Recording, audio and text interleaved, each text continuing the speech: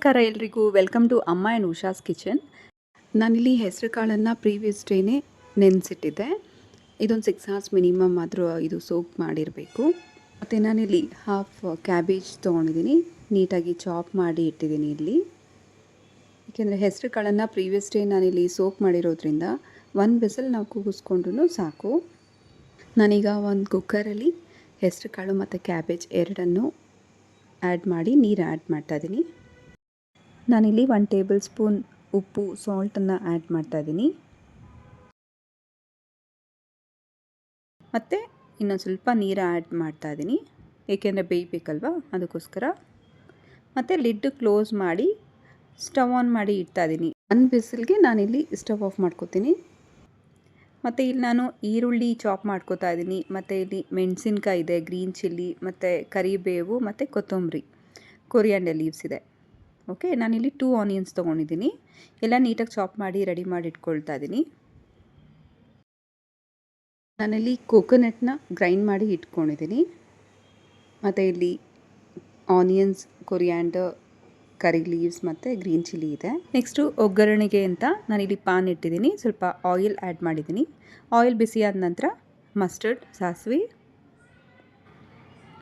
ಇದೊಂದು ಸ್ವಲ್ಪ ಚಿಟಪಟ ಆದಮೇಲೆ ಸ್ವಲ್ಪ ಮೆಣಸಿನ್ಕಾಯಿ, ಗ್ರೀನ್ ಚಿಲ್ಲಿ ಏನು ಕಟ್ ಮಾಡಿ ಇಟ್ಕೊಂಡಿದ್ವಿ ಅದನ್ನು ನಾನಿಲ್ಲಿ ಆ್ಯಡ್ ಮಾಡ್ತಾಯಿದ್ದೀನಿ. ಕರಿಬೇವು, ಕರಿ ಲೀವ್ಸ್, ಮೆಣಸಿನ್ಕಾಯಿದು ಖಾರ ಆಯಿಲ್ಗೆಲ್ಲ ಸ್ಪ್ರೆಡ್ ಆಗಬೇಕು, ಆಗ ತುಂಬಾ ಟೇಸ್ಟಿಯಾಗಿರುತ್ತೆ. ಆನಿಯನ್ಸ್ ಆ್ಯಡ್ ಮಾಡ್ತಾಯಿದ್ದೀನಿ. ಈಗ ಬೆನಿಫಿಟ್ಸ್ ಬಗ್ಗೆ ತಿಳ್ಕೊಳ್ಳೋದಾದರೆ, ಕ್ಯಾಬೇಜ್ನಲ್ಲಿ ಫೈಬರ್ ಇರೋದ್ರಿಂದ ನಮ್ಮ ಬ್ಯಾಡ್ ಕೊಲೆಸ್ಟ್ರಾಲ್ ಏನಿದೆ ಅದನ್ನು ಅದು ಕಂಟ್ರೋಲಲ್ಲಿಡುತ್ತೆ, ಕಮ್ಮಿ ಮಾಡುತ್ತೆ. ಮತ್ತು ಬ್ಲಡ್ ಶುಗರ್ ಲೆವೆಲನ್ನು ಸಹ ಕಂಟ್ರೋಲಲ್ಲಿಡುತ್ತೆ. ಮತ್ತು ಹಾರ್ಟ್ಗೆ ತುಂಬಾ ಒಳ್ಳೆಯದು.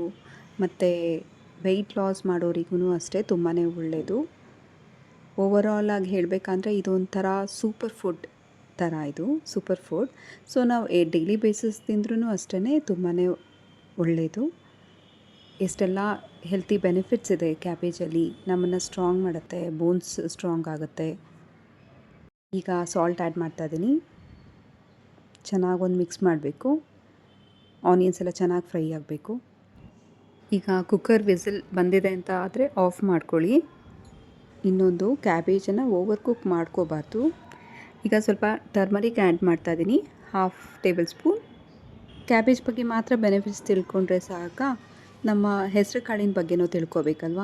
ಹೆಸರು ಕಾಳಲ್ಲಿ ತುಂಬಾ ಪ್ರೋಟೀನ್ ಮತ್ತು ಫೈಬರ್ ಇರೋದ್ರಿಂದ ಅದು ನಮ್ಮ ಲಿವರ್ನ ಪ್ರೊಟೆಕ್ಟ್ ಮಾಡುತ್ತೆ. ಸೊ ನಾವು ಡೈಲಿ ಬೇಸಿಸ್ ಇದನ್ನು ತಿಂದರೂ ಸಹ ತುಂಬಾ ಉಪಯೋಗ. ಸೊ ಈಗ ನಾನು ಕುಕ್ ಆಗಿರುವಂಥದ್ದೆಲ್ಲ ಇದರಲ್ಲಿ ಆ್ಯಡ್ ಮಾಡ್ತಾಯಿದ್ದೀನಿ.